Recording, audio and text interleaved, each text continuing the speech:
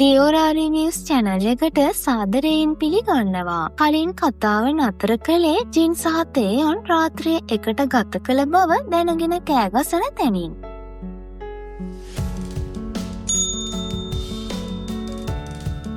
ජින් තේයොන්ගෙන් ඔයා මට රාත්‍රියේ මොකද කළේ අසමින් ඔහුගේ බ්ලැන්කට් එක ගත්තම ඔහු මම මගේ කාමරයේ සිටිය කියමින් ඇයගෙන් එය අරගෙන කෑගසන්න ගන්නවා. මේ දෙදෙනා එළියට ආවම තමයි තේයොන් දකින්නේ ඔහුගේ ලෑම්ප් එක කෑම මේසය අසල තියෙනවා කියලා. ඊට පස්සේ ඔවුන්ට සිදු වූ සියල්ල මතක් වෙන්න ගන්නවා. තේයොන් සහ ජින් ගොඩක් බීමතින් ඉඳලා තියෙනවා වගේම තේයොන් ඕනෑ කමින්ම තමයි ලෑම්ප් එක කෑම මේසය අසලට ගෙනවිත් තියෙන්නේ. තේයොන් ඇයට ඔහු ලබාගත් ඇගයීම් ගැන වගේම ඔහුගේ කැමරා එකෙන් ෆොටෝස් ගන්නත් උගන්වලා තියෙනවා. ජින් අක්කව මතක් කරමින් අඬලා තියෙනවා වගේම මේ දෙදෙනා ඕනේ කමින් තමයි එකම ඇඳක බීමතින් නිදාගෙන තියෙන්නේ. ඉතින් ඔවුන් දෙදෙනම කෑම මේසය අස් කරන අතරේ එකිනෙකාට චෝදනා කරගන්න ගන්නවා. ජින් නම් කියන්නේ ආයේ මේ වගේ දේවල් කරන්න නරකයි මොකද අපි මෙහෙම හැසිරෙන එක වූජුගේ අධ්‍යාපනයට හොඳ නැහැ කියලා. අවසානයේ මේ කතාව දුරදිග යන අතරේ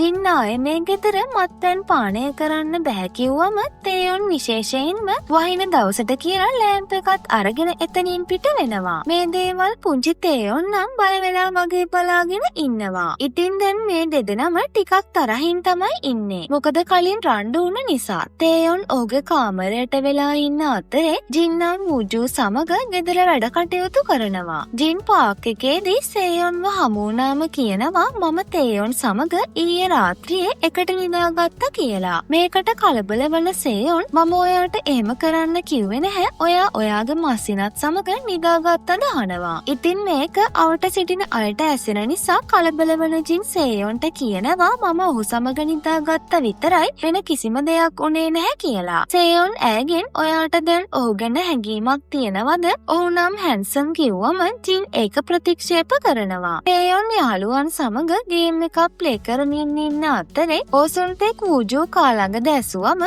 ඔහු කියනවා වීකෙන්ඩ් එක නිසා වූජු පුංචි ළඟයි කියලා. කිම් මී ජුන් ඔයාට ඇය සමග ගත කරන ජීවිතය සුව පහසුයි වගේ කිව්වම ඕසුන්ටෙක් අපටත් ලිවින් ටුගෙදර් අත්දැකීම ගැන කියන්න ඔයා වොෂ් එකක් දැම්මම ඇඳුම් ඇඳගෙනද එළියට එන්නේ අහනවා. තේයොන් නැත්නම් ඇඳුම් නැතුව එන්නද කිව්වම ඕසුන්ටෙක් ඔයා ළඟත් ජින්නගින් එන සුවඳ එනවා කියමින් ඔහුව පරීක්ෂා කරන්න ගන්නවා. ඉතින් තේයොන් නෑ රැකියාවට යන නිසා මට ඇයව වැඩිය මුණ ගැසෙන්නේ නැහැ කියමින් පිට වෙන්න යන අතරේ ඕසුන්ටෙක් ඔහුව නතර කරලා ඇය ලස්සන දහනවා. ඉතින් රාත්‍රියේ ගෙදරට එන තේයොන්ට ජින්න මුණ ගැසුණා මතක් වෙනවා ඕසුන්ටෙක් ඇය ලස්සන දැසුවා කියලා. මේ නිසා වගේම ඇයත් සමග එකට රාත්‍රියේ නිදාගත් නිසා තේයොන් නම් ඉන්නේ අපහසුයෙන් තමයි. තේයොන් නාන අතරේ ජින් නැවත බාත්රූම් එකට එන්න උත්සාහ කළත් එය සාර්ථක වෙන්නේ නැහැ. මේ වෙලාවේ තේයොන් දකිනවා ජින්ගේ ඇඳුමක් බිම වැටිලා තියෙනවා. ජින් ඇයගේ ඇඳුමත් අරගෙන එන අතරේ තේයොන් ජනේලය විවෘත කරන්න උත්සාහ කළත් එය සාර්ථක වෙන්නේ නැහැ. ඒ නිසා ජින් ඔහුට උදව් කරන්න ගන්නවා. මේ වෙලාවේදී ඔහු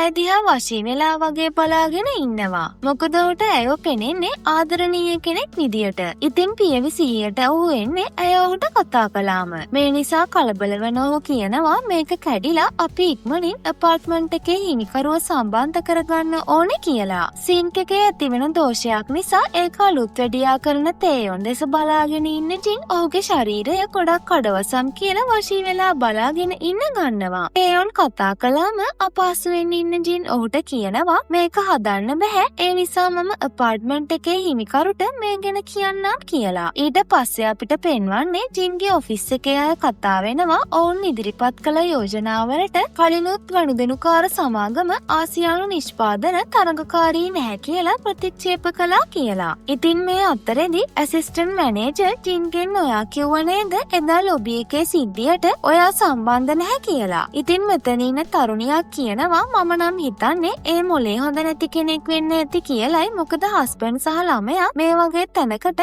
එක්ක වෙන්නේ නැහැ කියලා. ජින් තරහින් කියනවා ඒක ඒ තාත්තගේ වරදක් වෙන්න ඇති කියලා. අනෙක් අයත් මේ කතාවට එකඟ වෙන අතරේ ඇයට ඇසිස්ටන්ට් මැනේජර් මේ ප්‍රොජෙක්ට් එක හොඳින් කරන්න ඕනේ කියන නිසා ඇය අනිවාර්යෙන්ම ඔහු මට හස්බන්ඩ් කෙනෙක් වගේම බොයිෆ්‍රෙන්ඩ් කෙනෙකුත් නැහැ කියනවා. ඒක හොඳයි කියමින් මෙතනට එන යුන්සොන් මීටින් එකක් ආරම්භ කරන්න යනවා. මීටින් එකෙන් පස්සේ ඔහු ඇයට කියනවා මට ඔයාම මේ ප්‍රොජෙක්ට් ප්‍රොපෝසල් එක හදලා බාර දෙන්න. මොකද මම ඒක ඔයාගෙන් ගන්න කැමතියි කියලා. ඊට පස්සේ අපිට පෙන්වන්නේ කුණු බඳුන් අසලට එන තේයොන්ගේ අසල්වැසියා බේදූ සික්ව.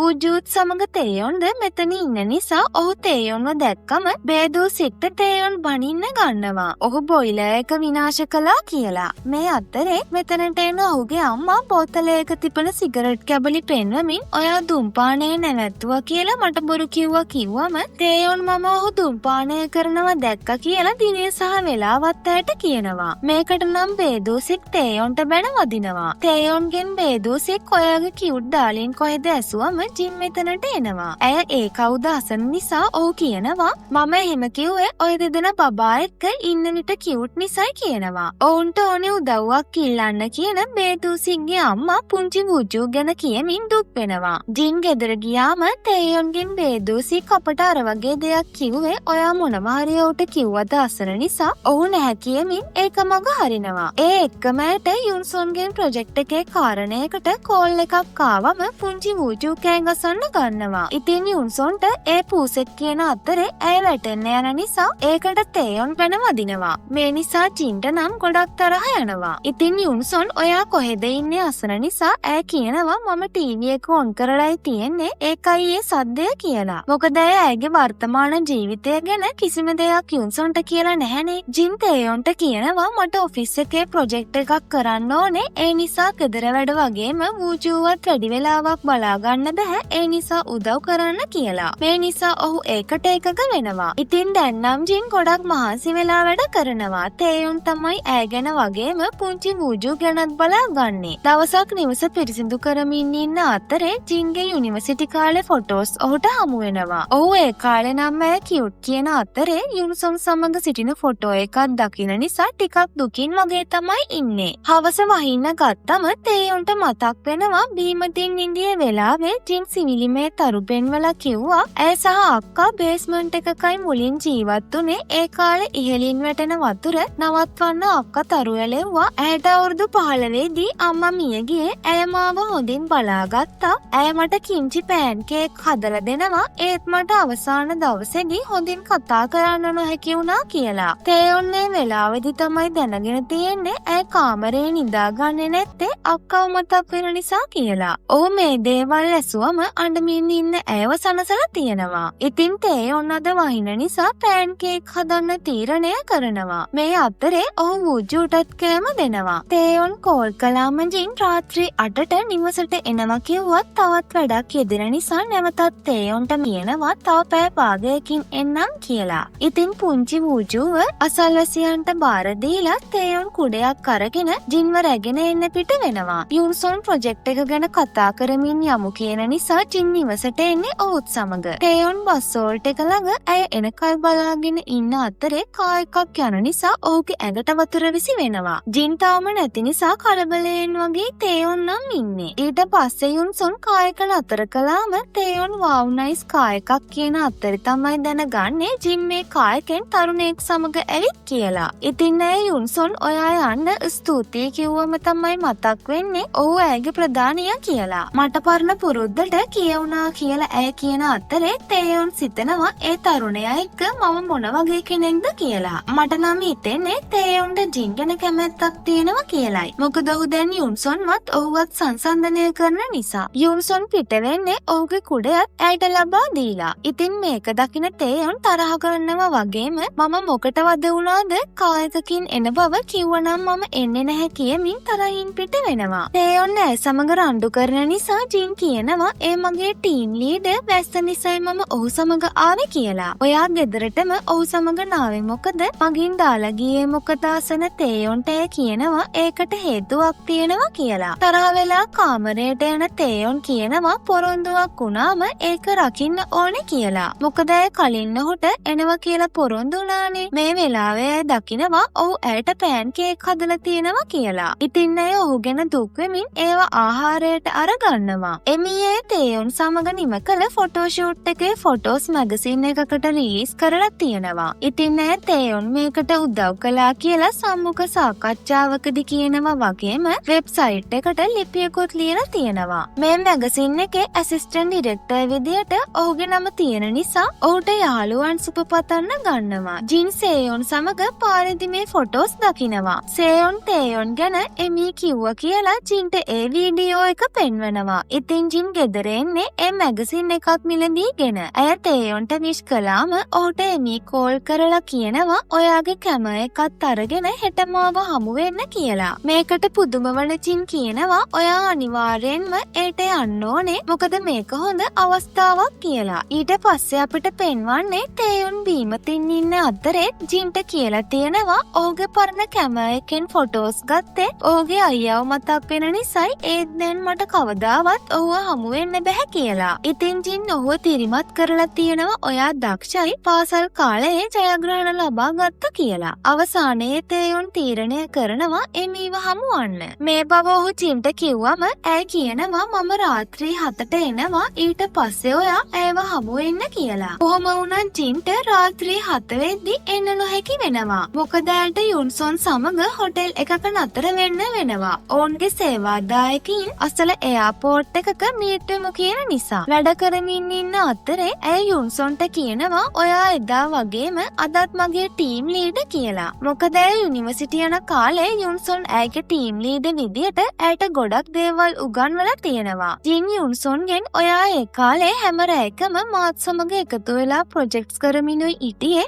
ඒ ස්කෝලර්ෂිප් එක වෙනුවෙන් නේද ඇසුවම ඔහු කියනවා ඒ විතරක් නෙමෙයි මට හැම රාත්‍රියක්ම ඔයත් සමග ගත කරන්න ඕනේ වුණ නිසායි කියලා. ඉතින් මේක ඇසුවම නම් ජින් පුදුම වෙනවා වගේම සතුටු වෙනවා. ජින් තේයොන්ට ඇයට එන්න වෙන්නේ නැහැ කියලා ප්‍රමාද වෙයි කිව්වම තේයොන් පුංචි උජුවත් අරගෙන එමීව මුණ ගැසෙන්න යනවා. ඇය ඔවුන්ව පිළිගෙන ඔහුට කියනවා මට ඔයාගේ පරණ කැම එකෙන් ෆිල්ම් එකක් කරලා පෙන්වන්න කියලා. ඉතින් ඔහුට පුංචි වූජු බාධා කළත් ඒ කාර්ය දිගටම කරගෙන යනවා වගේම මේ අතරේදී අසල තියෙන ස්ටැචු එකක් ඇඟට පෙරලා ගන්න නිසා වූජුගේ අතින් ලේ එන්න ගන්නවා. ඉතින් කලබල වන තේයොන් වූජුව ඉක්මනින් හොස්පිටල් එකට රැගෙන යනවා. බාරකාරයාට එන්න කියන නිසා ඔහු ජින්ට කෝල් කළත් ඇය කෝල් ආන්සර් කරන්නේ නැහැ. මොකද ඇය ඒ වන විටත් ඇයගේ ෆෝන් එක යුන්සොන්ගේ කායකේ තියලා පිට වෙලා නිසා. ජින් යුන්සොන් සමග සේවාදායකින් හමු වෙලා නැවත නිවසට එන අතරේ දකින්නේ තේයොන්ගෙන් මිස් කෝල්ස් තියෙනවා කියලා. ඉතින් ඇය වූජු අසනීපයෙන් කියලා දැනගන්න නිසා ඉක්මනින් හොස්පිටල් එකට යනවා. තේයොන් ඇයට බනිනවා දරුවව බලා ගන්න නොහැකි නම් බාරකාරීත්වය ගත්තේ මොකද කියලා. වූජුට නිදා ගැනීමේ අපහසුතාවයක් තියෙනවා වගේම කාන්සාවක් තියෙනවා කියලා ඔවුන්ට වෛද්‍යවරු දැනුම් දෙනවා. මම නම් හිතන්නේ පුංචි වූජු ජින්ගේ රැකවරණයෙන් මිදිලා තනියම දවස් ගණනක් කාලය ගත කර නිසායි ඔහුට කාන්සාව හැදුනේ කියලා. වූජුව නිවසට රැගෙන ආවම ඔහුගේ උණ බලන ජින් කියනවා සමාවෙන්න මම ඔයාට ආදරේ කියලා. ඉතින් පුංචි වූජුත් මමත් ඔයාට ආදරේ කියනවා. මේ අතරේ තේයොන් නිවසෙන් පිට වෙලා කෑම ගන්න යනවා. මොකද ඔහු ජින්ට හොඳටම බැන්න නිසා ඒ ගැන ඔහු දුක් වෙනවා. ඉතින් තේයොන් කෑමත් අරගෙන නිවසට ආවම ටික වෙලාවකින් යුන්සොන්ද ඔවුන්ගේ නිවස බෙල් එක නාද කරනවා. ඔහු කියනවා මේ යුනිට් එකේ හිමිකරු මම කියලා. මේක ඇසුවම නම් ජින් වගේම තේයොනුත් කලබල වෙනවා. ඉතින් අද කතාව මෙතනින් අවසන් වෙනවා. ඊළඟ කොටසින් අපි බලමු ජින් සංගමන රහස යුන්සොන් දැනගනීද කියලා. ආයෙත් හමුවෙමු.